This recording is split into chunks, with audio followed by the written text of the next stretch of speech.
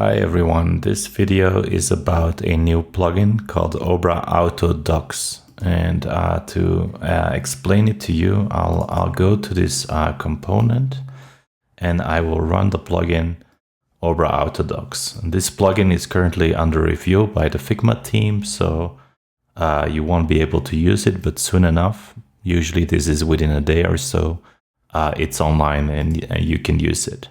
So let's look at this button, and let's look at first the amount of properties it has. So there's a variant, there's a size, there's a roundness, a state. There's also boolean options like show left icon and show right icon.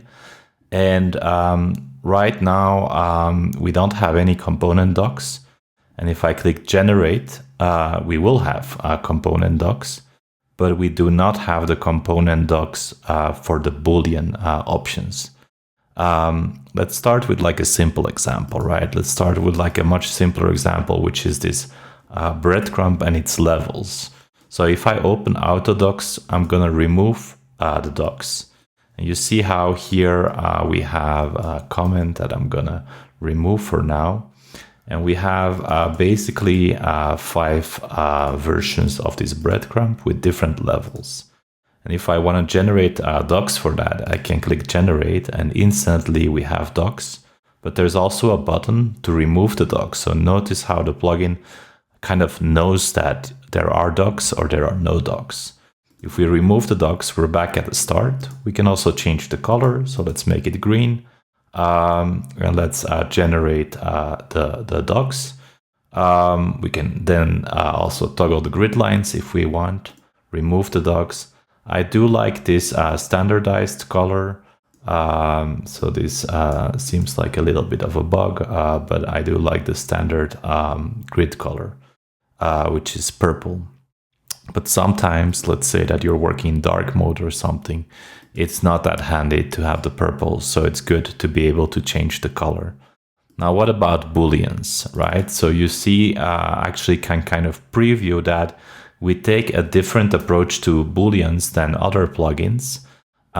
So in general, if you look at this one, for example, you have line 1 and you have a few booleans here. For example, you have a way to show the line 2.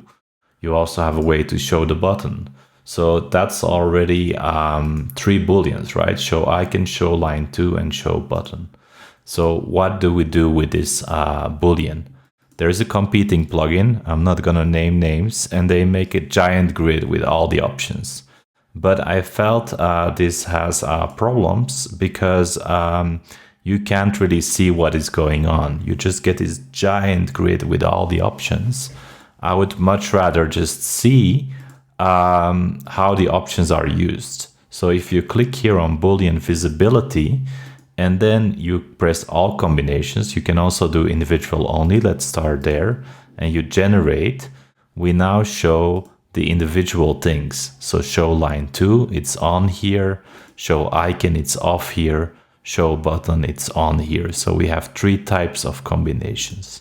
But we can also choose to put all the combinations. So in this case, we have show line 2 on, show icon off, show button on, but also show line 2 on and show icon off, for example, or show line 2 on and show button on, or even all 3 combinations, where we're moving away from the default icon, but we do show the second line and we do show the label.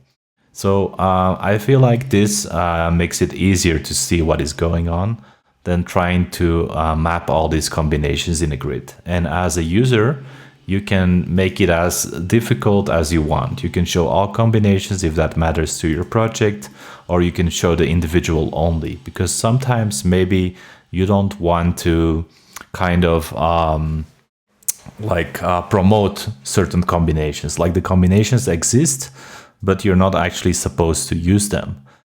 So a good example would be on the button, that even though you can take a button and you could put like an icon on the left side and on the right side, so there's nothing stopping you from doing that. It's actually not really a good practice to do that. So maybe in the documentation, what we would do, I'm going to remove the docs and then generate the docs again. I'm going to remove them again and now put boolean visibility, and I'm going to put it on individual only. So right now it's just going to give me an example of a button with a right icon and a button with a left icon, and that's it. I can visibly see that all my combinations are correct. And I can still manipulate this. So what's important about this plugin is that you are still able to work within it. This is a problem I have found with competing plugins, is that let's say that you're working on a component, right? I'm gonna work on the link button, and I should do it maybe in a copy of the file, because I'm gonna do something destructive. But I'm gonna be working on the link button, so I'll be working in this copy, and I go to link button, and here I actually want to make a change to the component. So if you would like literally start working here, you would kind of have to be very precise and make sure that you're doing all the right things. And what I like to do is to remove the docs. So when I'm working, I actually remove the docs, and then I'm gonna make my change. And in this case, I'm gonna make it so that every item in the link button actually has an underline. So I'm gonna add an underline, but specifically on the focus, maybe I don't like this underline happening. So maybe I will remove it here. So here we don't want that, and in the others we do. This will require some design work because apparently I cannot do it all at once. So here, if I remove it, it just removes everywhere. I think that's because of this label property, which I really don't know why Figma invented that. But here I removed that. And I'm gonna have it so that on the focus state, there is no underline, but on the other states, there is an underline. And basically, I'm gonna go back to my docs, and that's kind of like how I like to work. But then let's say you still need to do a little change, and you don't wanna bother turning off the docs on and off. The plugin knows that we are in the link button, so you can just hit this little toggle grid lines, and you can also work with the documentation there. So let's say that in this case, maybe we want to change the fill to an accent color and make it a bit more apparent that the focus state is there.